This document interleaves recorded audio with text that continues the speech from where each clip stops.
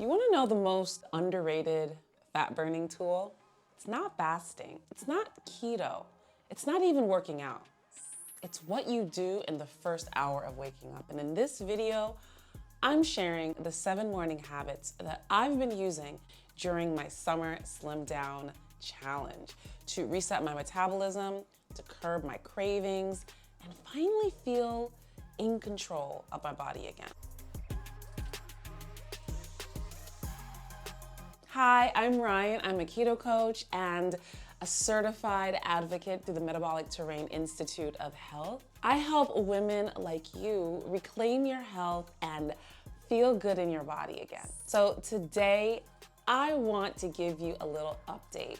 So I just finished 1 week of my summer slim down challenge and I have some thoughts. So if you didn't catch that first video, you should check it out when you're done watching this one so that you can get the scoop on the challenge logistics, which I am actually continuing for another week. So if you want, you can join me, we can do this together. I started this challenge not to be perfect, but to rebuild some habits that honestly had started slipping, and I know I'm not alone in that. So if you've been feeling stuck, you've been feeling tired, just feeling off, this might be what you need too. So real talk, let me tell you, the first week reminded me of just how much my morning routine shapes the rest of my day.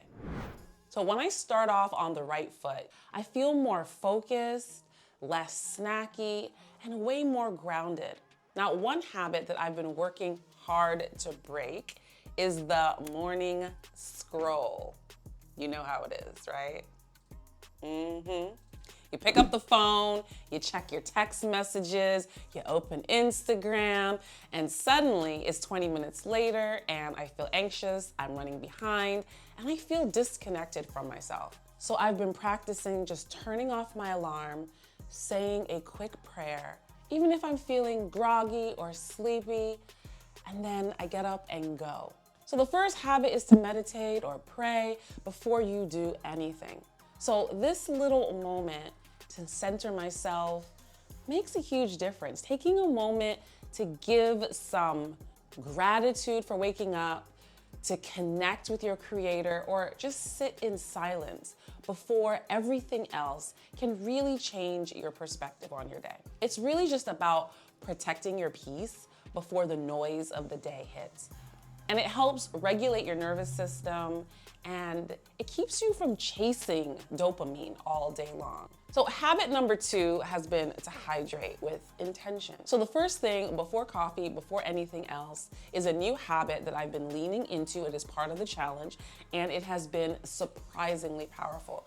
After sleeping 6 or 8 hours without fluids, our bodies wake up dehydrated, which means a slower metabolism, increased hunger, and even more cravings for sugar. So I've been adding a pinch of sea salt, a squeeze of lemon to my water every morning. I drink a tall glass. About 24 ounces is about how much I can get down at once. So this helps with mineral balance, it supports your digestion, and gives your adrenals a little love. It's also key for detoxification. Your lymphatic system needs water to move waste out of your body. So my third habit is to get a little sunlight. So now that the sun is rising a little earlier, thank goodness, I've been getting outside right after hydrating. Just a few minutes with the sun on my face while I sip on the rest of my water. So morning sunlight tells your brain, hey, it's daytime. And it helps to lower that melatonin that you need at night and increase the cortisol that you need in the morning. And so that regulates your circadian rhythm, which improves your sleep, and those fat-burning hormones like leptin and ghrelin. And honestly, it really just feels good. So 5 minutes out in the sun can make a huge difference. So habit number 4 has been to stretch my body. So this one has become non-negotiable for me. So I've been doing this short mobility stretch session every morning, and wow, tightness is real. Y'all, I am slowly creeping up on 50. Not there yet, but I'm starting to notice how stiff my hips and my back get after sleep. And my goal is to stay active and limber into my 70s and 80s, God willing. And so mobility is a huge part of being able to do that. And research shows that limited mobility in your later years is strongly linked to reduced independence and even a shorter lifespan. So stretching now is an investment in your future you.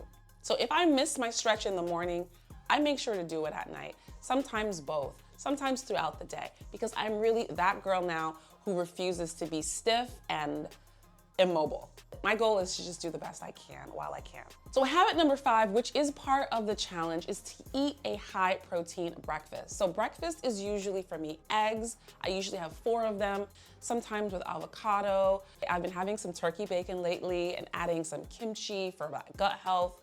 And I aim for at least 30 grams of protein in the morning. And why is that? Because protein helps stabilize blood sugar, it reduces those cravings, and it supports muscle maintenance. It also increases thermogenesis, which means that your body burns more calories just from digesting the protein. So it boosts your dopamine and your focus. So I'm not reaching for snacks, I'm not reaching for sugar later on in the day. So habit number 6 for me is to take my vitamins. So right after breakfast, I take my supplements. I have a multivitamin, a fish oil, I have iron because your girl's anemic, unfortunately. I used to think that vitamins were really a waste of time and money, but once I started taking a high quality vitamin, like the ones I take from Adapt Naturals, I noticed a real difference in my energy. And I'm not sponsored by them, I just really love that particular brand and those particular vitamins.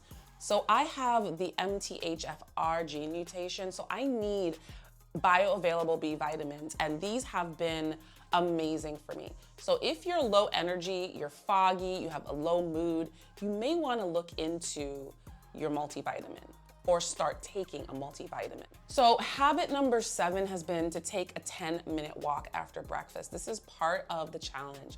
This is such a simple but powerful habit. Move your body after you eat. So walking for 10 minutes will help to regulate that blood sugar and insulin. It'll support your digestion and helps you shift into fat burning more effectively. It's a great way to clear your head before the day really kicks in.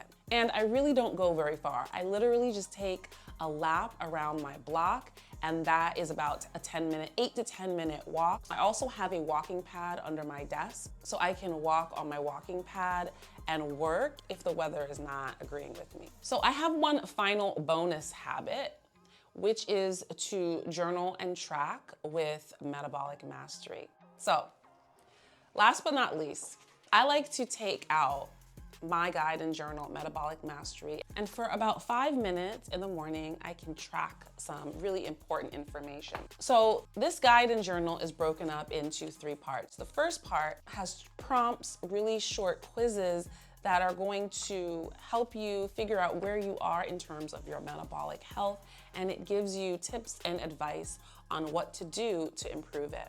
The second section in this journal is all about resources. So in it, you'll find recipes, you'll find meal planners, you'll find food templates, a meal plan, those mobility exercises that I mentioned earlier. There is a whole section on some simple mobility exercises that you can implement in the morning that are great.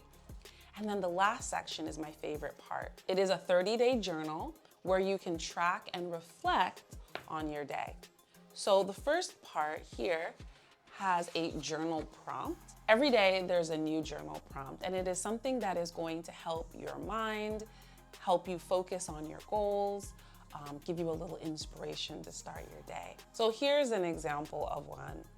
So it's a quote: "You are what you eat, so don't be fast, cheap, easy, or fake."